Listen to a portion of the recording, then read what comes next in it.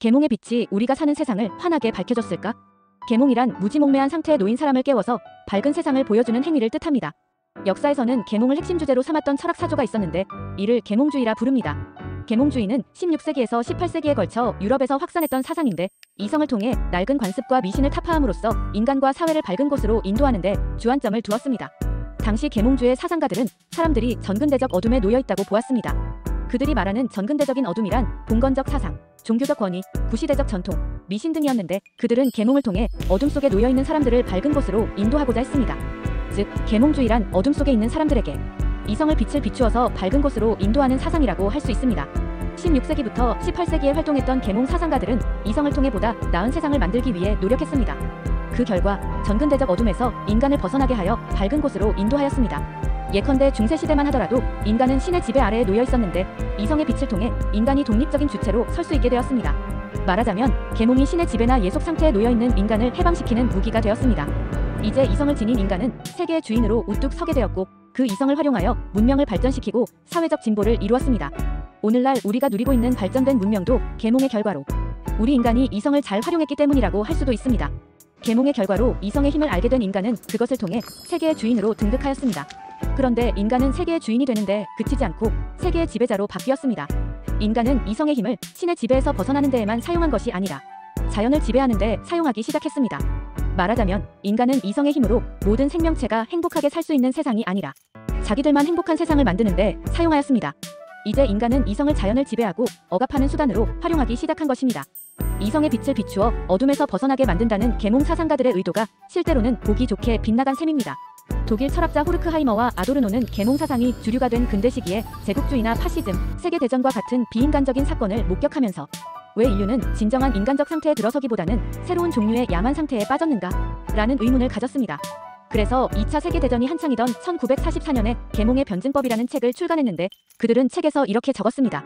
이성의 차가운 빛 아래서는 새로운 야만의 싹이 자라난다. 계몽 사상을 통해 강조된 이성이 세상을 아름답게 만들기는커녕 새로운 야만 상태로 이끌었다는 진단입니다. 나아가 그들은 계몽의 본질 속에는 지배하려는 속성이 들어있다고 보았습니다. 그래서 이렇게 주장합니다. 계몽이 사물에 대해 취하는 행태는 독재자가 인간들에게 취하는 행태와 같다. 즉, 계몽 사상이 강조하는 이성에는 누군가를 밝은 곳으로 인도하려는 의도보다는 계몽의 대상을 지배하려는 힘이 내포되어 있다는 것입니다. 그 결과 오늘날 우리는 자연이나 사물을 인간의 필요에 따라 마음대로 조종하고 변형해서 사용하는데 이는 마치 독재자가 인간을 대하는 모습과 비슷하다는 것입니다. 보다 심각한 점은 지배의 대상이 자연에만 그치는 것이 아니라는 데 있습니다. 이성이라는 막강한 무기를 가지게 된 인간은 지배의 대상을 자연이나 사물에만 한정하지 않고 또 다른 인간을 지배하기에 이르렀습니다. 계몽을 통해 이성의 힘을 획득한 인간은 그것을 통해 우선 신의 지배에서 벗어났습니다. 이후 그 힘을 자연을 지배하는 데 사용했고 나아가 다른 인간을 지배하는 수단으로 변모시켰습니다.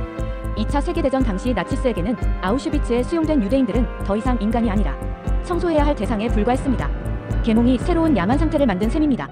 이러한 결과는 인간의 이성이 다른 모든 것들을 지배하기 위한 수단으로 변질된 때문인데 호르크하이머와 아드르노는 이런 상태를 도구화된 이성, 즉 도구적 이성이라고 불렀습니다. 결국 인간이 이성을 도구화된 수단으로만 사용했기 때문에 점점 야만 상태로 빠지게 되었다는 것이 그들의 진단입니다. 그런데 호르크하이머와 아도르노가 이성 자체를 부정한 것은 아닙니다. 그들이 거부하는 것은 도구화된 수단으로 전락한 이성, 즉 도구적 이성입니다.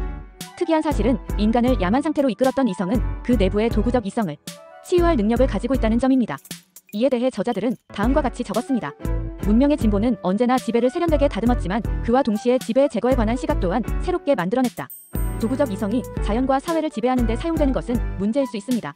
하지만 그렇다고 도구적 이성을 전혀 사용하지 않는다면 문명도 진보도 이룰 수 없습니다. 따라서 균형이 필요합니다. 도구적 이성이 진보를 지향한 나머지 야만 상태로 발전하는 것을 제어하는 장치가 필요한데 그 역할을 하는 것이 비판적 이성입니다. 비판적 이성이란 행위의 이유나 사태의 본질에 대해 질문함으로써 반성을 이끌어내는 이성인데 도구적 이성이 진보만을 향해 질주할 때 과속하지 않도록 방지하는 기능을 합니다. 자동차에 비유하면 도구적 이성이 엑셀레이터라면 비판적 이성은 브레이크에 해당합니다. 따라서 이 두 가지 이성을 적절히 조화롭게 사용하는 지혜가 필요합니다.